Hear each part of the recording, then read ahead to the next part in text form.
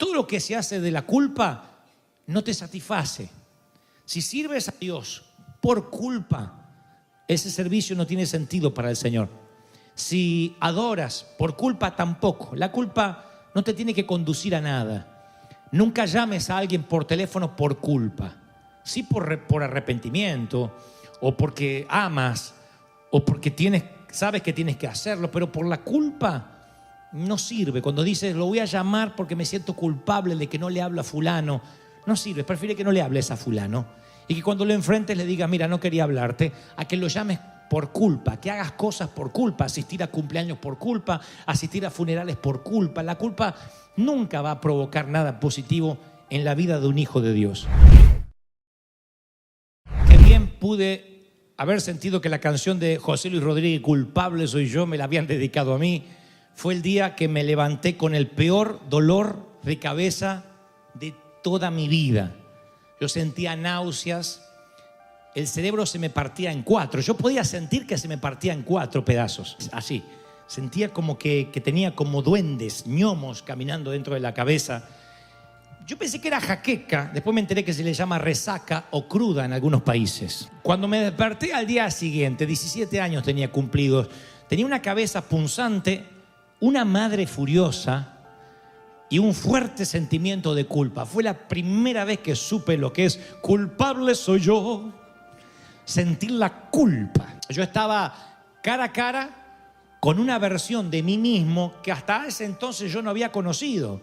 No sabía que yo podía hacer una cosa así. Jamás, obviamente, volví a tomar de más. Nunca jamás tuve un episodio de esos. Fue a los 17 años mi debut y despedida, gracias a Dios, con el alcohol. Y mis padres estaban muy enojados. Pero más que el enojo, más que lo que mi madre me pudo decir, yo sentí una culpa atroz. Y creo que cuando uno conoce de sí mismo una versión fea, por ejemplo, vamos a suponer que no fue el alcohol lo que te sucedió, sino que te enojaste, que explotaste, que dijiste palabrotas, palabras soeces en el tránsito a tus hijos. Una vez se dice, ¿qué dije? Sale una parte oscura que todos tenemos, sale a la luz. Uno pensó que estaba muerta esa parte. Explotamos y decimos, qué feo es lo que salió de mí. No me gusta en la persona en la cual me acabo de convertir. También puede ser algo lujurioso, un pensamiento, un deseo que no puedes controlar. No sé, la aventura de una noche, te echaste al bolsillo algo que no era tuyo, te quedaste con un vuelto de una equivocación de una empleada y dijiste, bueno, lo tomo como una bendición. O tal vez tu culpa no es el resultado de un momento de tu vida, sino de una época de tu vida. A veces la culpa o el remordimiento es por toda una época, décadas, o 5 años, o no sé, tu vida matrimonial o tu vida de noviazgo. Echaste a perder tu carrera, abandonaste el ministerio, fallaste como padre o madre cuando eran chiquitos tus hijos y ahora que son grandes intentas remediar como abuelo lo que no pudiste hacer como papá y siempre cargas con la culpa. Entonces eres un abuelo culposo en lugar de un abuelo que sabe apapachar, chiquear y mimar a sus nietos. Todo lo que se hace de la culpa no te satisface. Si sirves a Dios por culpa, ese servicio no tiene sentido para el Señor. Si adoras por culpa, tampoco. La culpa no te tiene que conducir a nada. Nunca llames a alguien por teléfono por culpa. Sí por arrepentimiento, o porque amas, o porque sabes que tienes que hacerlo, pero por la culpa no sirve. Cuando dices, lo voy a llamar porque me siento culpable de que no le hablo a fulano, no sirve. Prefiere que no le hables a fulano y que cuando lo enfrentes le digas, mira, no quería hablarte, a que lo llames por culpa, que hagas cosas por culpa, asistir a cumpleaños por culpa, asistir a funerales por culpa. La culpa nunca va a provocar nada positivo en la vida de un hijo de Dios.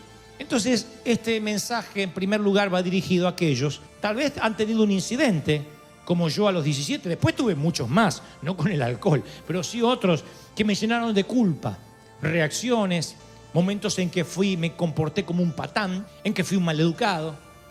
Y yo recuerdo la culpa que después tuve. Fui a pedir perdón, por supuesto, pero yo hubiese querido retroceder la cinta y borrar lo que ocurrió, que nunca hubiese pasado. Y creo que uno tiene esos momentos en la vida donde después va arrastrando el pesar de por qué no dije, por qué me callé, por qué hablé, por qué levanté la voz, por qué levanté la mano en el peor de los casos, por qué insulté, por qué pensé. No sé, creo que la culpa es algo que se le atribuye a la raza humana desde el huerto del Edén. Cuando el día comenzó a refrescar, dice Génesis 3:8, el hombre y la mujer oyeron que Dios andaba recorriendo el jardín y entonces corrieron a esconderse entre los árboles. Adán y Eva no sabían cómo enfrentar su fracaso. Antes del fruto prohibido ellos andaban desnudos y no sabían que estaban de ese modo, no se avergonzaban, no tenían conciencia de la desnudez. Pero a partir de comer el fruto que no tenían permitido comer, cuando Dios recorre el jardín, ellos van y se esconden entre los arbustos. Y nosotros tampoco sabemos cómo reaccionar cuando metemos las de andar, cuando metemos las patas. Y no nos escondemos en los arbustos, tenemos formas más sofisticadas de lidiar con nuestra culpa. Una de las maneras que tenemos para lidiar con la culpa es la adormecemos, la anestesiamos a la culpa, no la matamos, no la liquidamos, no la extraemos quirúrgicamente. Nosotros con la culpa lo que hacemos es adormecerla. ¿Con qué? Y con una botella de tequila, con una hora de pornografía en internet, la adormecemos con un encuentro en un hotel. Y aparentemente en el happy hour parece que la culpa desaparece, pero reaparece cuando regresamos a casa. Tenemos una hora de felicidad, o lo que creemos es una pseudo felicidad. Nos permitimos cosas, un desliz, una metida de pata, y después sentimos una culpa atroz. Hay gente que vive así, tratando de adormecer la culpa. Y cada vez que trata de anestesiar la culpa, se mete en un lío peor. Y va por la vida tratando de anestesiar lo que debería enfrentar. Es que eso lo traemos, insisto, desde el huerto. Escondernos en los arbustos o tras las mentiras. Otros la niegan, la negamos. Decimos, no, eso no ocurrió. Pretendemos que nunca tropezamos. Ingeniamos un plan y cubrimos la mala decisión. Y entonces una mentira lleva a otra mentira. Y luego tenemos que ajustar la segunda historia para que se ajuste con la primera. Y pensamos, ¿cómo hago para prolongar la farsa el mayor tiempo que pueda? Sabemos que nos van a descubrir. Sabemos que tarde o temprano todo saldrá a la luz, pero creemos que es un día más de victoria si podemos extender la farsa, no enfrentar la culpa, negar, aquí no ha pasado nada. No quiero pensar en eso. Ahora voy a adorar, a servir al Señor. No hablaremos de eso. Y tampoco el negar hace que la culpa desaparezca, aparecerá allí, saldrá a la superficie tarde o temprano. Otros las minimizan. Minimizar significa, bueno, tampoco es que pequé, Dante, me extravié, bueno, me dejé llevar por un momento, bueno, me desvié un poquito, tropecé. Otros la entierran. Escondemos la culpa debajo de un montón de trabajo y de un calendario de actividades. Y mientras más ocupados estamos, menos tiempo nos queda para pasarlo con la persona que más detestamos, con nosotros mismos. Evitamos encontrarnos al espejo porque tenemos culpa. Y entonces hay gente que no puede estar nunca sola. Sospechen de aquel que todo el tiempo necesita ruido, que todo el tiempo necesita ponerse música o estar en fiestas o con gente o que le hablen y que le teme a la soledad. Porque aquella persona que no puede quedarse en silencio consigo mismo, lo más probable es que haya una culpa enterrada y no quiere encontrarse con el propio cadáver que dejó allí hace años o hace meses. Otros, la más común, la castigamos a la culpa. Usamos reglas y hacemos listas largas de cosas por hacer y la disfrazamos de santa doctrina. Son generalmente reglas dolorosas. Ora más, estudia más, ofrenda más, mira cómo te viste, mira cómo te peinas, mira cómo hablas, y nos llenan de reglas para evitar la culpa. Por eso hay tantas iglesias legalistas que crecen tanto. Cuando vean a alguien legalista, por lo general quiere equilibrar su balanza de culpa.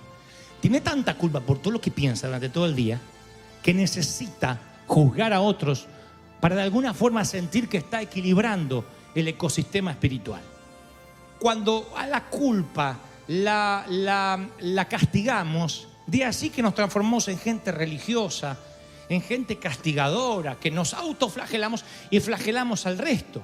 Otros evitan mencionarla, no la sacamos a colación nunca, no le digas esto a la familia, mucho menos al pastor, Mantente lo más superficial y playo que puedas y ora para que el monstruo de la laguna de la culpa se mantenga en lo profundo. Y ahí se generan las iglesias superficiales. Esas iglesias que también son puro griterío, puro grita y no hay esencia. No pueden tener un momento de relax, le tienen miedo a los silencios. Y si en una iglesia no hay momentos de silencio, ¿cómo Dios nos va a hablar? Es el tiempo que necesitamos para que la palabra penetre en lo más profundo de nuestro ser. Así que no sirve tampoco evitar mencionarla. Otros la desvían a la culpa. La desviamos atacando a nuestros hijos en explosiones de carácter. Nos desquitamos con nuestro cónyuge. Le gritamos a los empleados si somos empleadores, o le gritamos al conductor del otro carril. Y esa es una forma también de no sé si somatizar o tal vez quitarnos de encima la culpa. Es una forma que tenemos de creer que esa es una terapia. Gritamos, decimos ya me desahogué y la culpa será menos. No, la culpa seguirá estando allí. Tampoco sirve neutralizarla. Decir, bueno, nunca más cometeré un error. Voy a crear la familia perfecta. Voy a ser un cristiano perfecto. Me voy a mantener en control. Porque ahí otra vez compensamos nuestro error no tolerando los deslices ni las metidas de pata de otros. Así que tampoco hay que neutralizarla, es decir, nunca más voy a cometer un error, porque tú no sabes si vas a volver a cometer otro error. El que se cree firme, mire que no caiga. Lo dijo el apóstol. Aquel que dice, a mí eso nunca me va a pasar. Esta debe ser una loca que los maridos la dejan. Y un día te dejan. O la dejan a tu hija. O un día sucede que le destrozan el corazón a tu hijo, o tu hijo deja embarazada a otra. Dios no lo permita, son todas hipótesis de las más horribles que puedo esgrimir hoy. Pero quiero hacerte esta terapia de shock para que primero vayas hasta lo peor y luego regreses. Tu hijo viene y te dice, mami, embaracé a mi novia y no la amo. Solamente me la quise llevar a la cama. Y tú dices, pero ¿cómo? Si estabas en el tránsito y en la escuela dominical y escuchaste a nuestro pastor y te agarra una culpa. Entonces, ¿qué vas a hacer con esa culpa? Si la neutralizas, si dices, no, esto se va a tapar, esto no va a volver a ocurrir, vas a luchar contra gigantes que tarde o temprano tienes que enfrentar. Así que Adán y Eva se escondieron detrás de hojas de higuera, arbustos y mentiras, y nada ha cambiado desde entonces. Así somos. Cuando no tienes la culpa resuelta, te sometes a la ley para tratar de compensar lo que hiciste, pero la culpa no resuelta te va a transformar en un cristiano infeliz, agotado, estresado y preocupado. David escribió, el salmista, mientras me negué a confesar mi pecado, mi cuerpo se consumió y gemía todo el día y noche. Tu mano de disciplina pesaba sobre mí y mi fuerza se evaporó como agua al calor del verano. David escribe cómo la culpa succiona la vida de nuestro alma. Y si seguimos leyendo vamos a ver cómo David habla de que la gracia restaura el oxígeno del alma. Entonces yo necesito que me prestes mucha atención, porque yo no soy un liberalista loco ni loca, menos mal. Yo no soy un libertino. No soy un hombre que dice, bueno, acá podemos hacer cualquier cosa porque somos una iglesia que amamos la gracia. No. Dios detesta el pecado. Pero parece que nos olvidamos que ama al pecador. Con todo lo que eso significa, Dios ama al pecador. Dios ama al pecador, lo ama. ¿Qué significa que lo ama? Que lo ama. Que le tiene paciencia. Nosotros somos los que no amamos a los pecadores. Y eso nos pasa en las puertas de la gracia. Agradecemos que el Señor nos miró a nosotros indignos, que no merecíamos estar aquí. Y luego nos ponemos en la puerta de la iglesia a administrar quién puede entrar y quién no puede entrar. Y entonces le decimos a los enfermos que se aseguren de estar sanos antes de entrar a este hospital. Y perdemos el motivo, la misión de que éramos un hospital para las almas.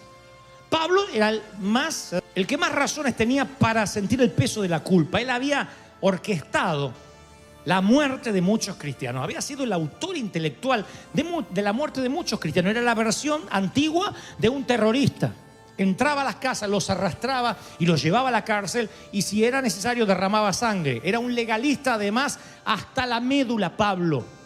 Si hay alguien que tenía diplomas religiosos en la pared, era Pablo, pero también sangre en las manos. ¿Y de qué te sirve tener diplomas de lo que has logrado si tienes sangre inocente en tus manos? ¿cómo mirará Dios ese cuadro? ¿Qué pesará más Dios? ¿Qué dirá Dios? Bueno, es un chismoso, es un legalista, ataca a todo el mundo, pero cumple la ley. Y si cumple la ley, es santo. ¿Mirará Dios así? ¿O será que Dios, camino a Damasco, lo tiene que voltear de donde va, aparecerse en el camino y decirle, ¿por qué me persigues? Y en ese trayecto camino a Damasco, allí Saulo deja de ver. Una vez que vio a Jesús, ya no vio más nada. Ya no pudo ver el valor de sus diplomas, ya no pudo ver sus méritos, ni el valor de sus buenas obras. No pudo ver las razones para alardear de más nada. Quedó ciego y se convierte en el máximo poeta de la gracia. ¿Qué hizo Pablo? No enterró la culpa, no la adormeció, no la escondió, no la negó, no la castigó. Se la entregó a Jesús y punto. Le entregó la culpa, la rindió ante Jesús. Ay, ¿por qué nos cuesta tanto hacer eso? Entregarle la culpa a Jesús. Decir, yo soy un fraude, yo sin Jesús no sirvo, sin la gracia soy un desastre. Van a encontrar poca gente con falsa humildad, sí. Ay, yo no soy nada ante el Señor. Sacan la lengua bífida. Pero que tengan humildad real y que digan, yo sin la gracia no valgo nada. Sin la mano de Dios soy simplemente un hombre o una mujer sin oficio, sin profesión, sin talento. No van a encontrar gente que de verdad diga eso. Pablo, que había dicho, tengo tanto para gloriarme, terminó diciendo, hermano, yo no pretendo haberlo alcanzado, pero una cosa hago, olvidando lo que queda atrás, me olvido la culpa, me olvido los cristianos que maté. Ese bien pudo haber sido el aguijón de Pablo, su pasado. No se sabe qué era el aguijón. Hay de los que dicen que pudo haber sido una enfermedad. Otros alegan que era corto de vista, porque en algún momento Pablo dice, miren con qué grandes letras os escribo. Tal vez decían, no podía ver, por eso escribía con letras grandes. No lo sé. Otros dicen que luchaba con una debilidad y le pidió 2 veces que le quite el Señor. Y cada vez que le pedía al Señor que le quite el aguijón, Dios decía, no, bástate mi gracia, que mi gracia te alcance. Así que hay de los que opinan fuertemente de que bien Pablo luchaba con una debilidad. ¿Qué debilidad? No sé. Capaz que era un lujurioso, capaz que estaba atraído mucho a, no sé, no quiero esgrimir algo que nos arruine la imagen de Pablo, pero tenía una debilidad con la que él tenía que luchar. Sea lo que sea, ¿cómo hacía Pablo para vencer la culpa? Lo peor que te puede pasar si sirves al Señor es servir a Dios con culpa. Tú no puedes decir, es que yo vengo acá, no tendrías que estar sirviendo. Tú le dejas todos los días la culpa a los pies de la cruz. El pecado y la culpa. Le pides perdón y haces lo que tienes que hacer. Si no, ¿cómo hace Dios para usarlo? Imagínense que Dios dependiera de los santos perfectos, de los puros. El Señor nunca dijo que Él vendría a buscar pastores, evangelistas, diáconos, ancianos. Él dijo que venía a buscar una novia ataviada, y en esa novia entran todos independientemente de lo que somos, lo que hacemos. No importa si eres músico, si eres cantante, si eres servidor. Pero si no entiendes la gracia, vas a cargar con una mochila gran parte de tu vida. Así que, ¿qué le diría Pablo a un adolescente de 17 años abrumado por la culpa por tomarse una copa de más? Pablo le hubiese dicho, Dante, confía en la capacidad que tiene Dios para perdonarte. Abandona cualquier intento de salvarte a ti mismo o de justificarte. Deja de esconderte tras hojas de higuera. Sumérgete en la gracia de Cristo. No me lo dijo Pablo, me lo dijo un pastor, Luis Tolosa. Me dijo, te ama el Señor, flaco, te ama el Señor. Yo estaba tocando la batería con una carita, una cara de purrunguín tenía así, con una culpa, porque un fin de semana antes me había entonado. Entonces yo estaba con mis palitos así, con cara de purrunguín, tocando así. Y en un momento Luis Tolosa se da vuelta y me dice, a ti muchacho, tu nombre. Ay, dije, Dios mío, casi me sale Cabernet Sauvignon, una botella. Dante, Dante, Dante. Y entonces, no me olvido más. Y me dice, muchacho, Dante o Dente, como te llames, ¿cómo te ama el Señor? Él tiene gracia para ti. Yo no sé qué has hecho, pero yo sé que estás en crisis porque me lo dicen tus ojos. Culpable soy yo. Ay, Dios mío. Me desarmó el hombre. Me desarmó porque una de esas noches él habló sobre lo que Pablo dijo. No pretendo yo haberlo alcanzado. Yo no soy un hombre santo. pero hay que seguir hacia la meta. Ese día entendí que un santo feliz está consciente de la gravedad del pecado, pero también consciente de la inmensidad de la gracia. El santo mora en la gracia, no en la culpa. Yo moro en la gracia desde aquel día. Así se define un alma en paz. Moro en la gracia de Dios. Y tú me dices, ¿crees que vas a ir al cielo? Yo nunca he sido ni más ni menos salvo que el momento que fui salvo por primera vez. Grábatelo. Tú no vas a ser ni más ni menos salvo que el momento que Cristo se salvó la primera vez. No es que el Señor pagó el down payment, la primera cuota, y después dijo, vamos a ver si entras al cielo. Él te salvó. Ninguna mala acción descuenta tu salvación. Y ninguna buena acción la puede enriquecer. Por más que hagas miles de cosas, no vas a enriquecer tu salvación, porque estarías agregándole algo a la sangre de Cristo que ya es suficiente. Pero entonces ninguna mala acción puede descontar tu salvación. Entiende eso, porque los cristianos hemos pasado décadas con culpa. Yo he descubierto hace muchos años que mi salvación no tiene que ver conmigo, tiene que ver con la cruz. Y desde entonces he decidido no ahogarme en la cloaca de mi propia condenación. Yo me imagino que cuando esté algún día rendiendo cuentas ante el tribunal de Dios y Dios me pregunte, yo voy a decir, ¿saben qué? ¿Dónde está Jesús? Allá. Él pagó todo por mí, está todo pago. Todo está pago, lo que consumí, lo que hice, Él pagó todo lo mío. Alguien tiene que decir, ese es mi Dios. Él pagó la cuenta. ¡Aleluya! Miren, el secreto de los acróbatas, ¿vieron del Cirque du Soleil? Esos acróbatas que de verdad son unas cosas increíbles en el aire. El secreto de los trapecistas es que el que vuela, el que se lanza, no hace nada y el receptor lo hace todo. Escuché a un trapecista muy famoso decir, cuando vuelo, simplemente estiro mis brazos y espero que mi amigo me atrape y me jale hacia la plataforma. Lo peor que podría hacer yo es tratar de alcanzar al receptor, porque si hago eso no se supone que yo lo atrape. La tarea es que él me atrapa a mí. Si yo intentara aferrarme a sus muñecas, podría fracturárselas, o él podría fracturar las mías y sería el final de ambos. Entonces el acróbata volador tiene que confiar que el receptor lo va a atrapar. Y en el extraordinario acto trapecista de la salvación, Dios es el receptor y nosotros los acróbatas voladores. Y tu Padre, te doy mi palabra, nunca ha dejado caer a nadie. Siempre te atrapa. Y luego, dice el Señor, vuélvelo a intentar. Otra vez. Y te mandas una metida de pata fea. De esa que ya no deberías mandarte porque ya eres cristiano viejo, cascarudo, peludo, para no decir peludo. Y te mandan una metida de pata fea. Y entonces, en ese momento quedas otra vez en el aire. Si en ese momento tú quieres atrapar a Dios, vas a fracturarte las muñecas. Tienes que confiar. Haces, y otra vez la gracia de Dios te sostiene. Eso ha sido gran parte de mi vida. Esa debería ser la tuya. Esperar que el gran atrapador te sostenga y no te suelte. Su sangre sigue siendo abundante para ti. Diré esto otra vez. Lo he dicho miles de veces en decenas de sitios y aquí también.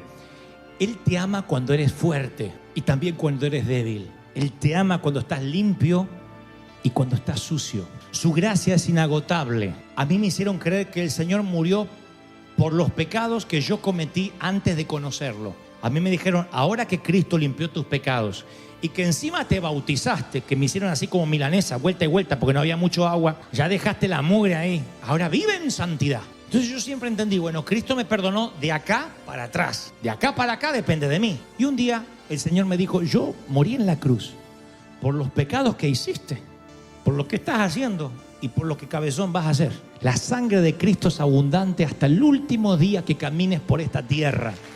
No te olvides. Están recibiendo esa gracia liberadora. Están siendo santos por la sangre de Cristo. Celebra al Señor. Dile, Señor, celebro esta palabra. Bendito sea Dios. Gracias por llegar hasta el final. Si esta palabra tocó tu corazón, te animo a seguir escuchando lo que Dios tiene preparado para ti en los siguientes videos.